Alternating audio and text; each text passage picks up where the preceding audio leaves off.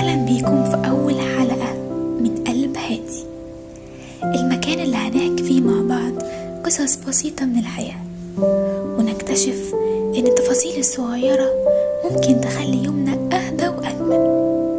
أنا مريم، النهاردة هحكي لكم عن بالونة حمراء غيرت يومي كله.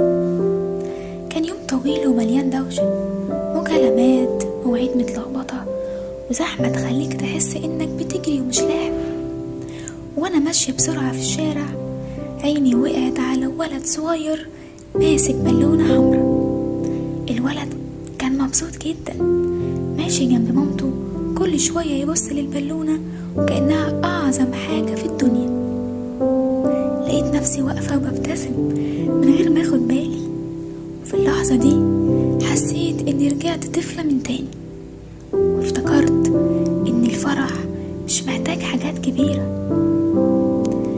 الغريب إن كل حاجة حواليا ما اتغيرتش، الزحمة لسه موجودة، الأصوات العالية لسه موجودة، لكن اللي اتغير هو أنا.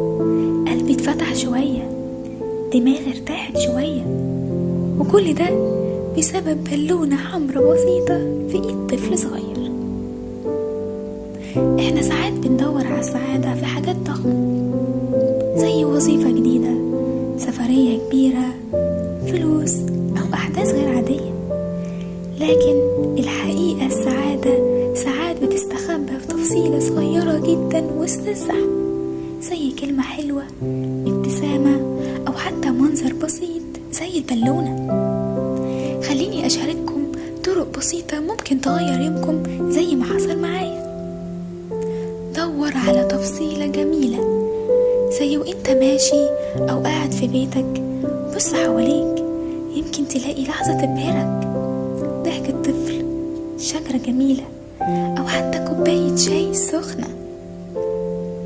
احتفظ باللحظة، اكتب عنها في ورقة صغيرة أو صورها بالموبايل عشان لما ترجع لها تاني تفكرك بالفرح.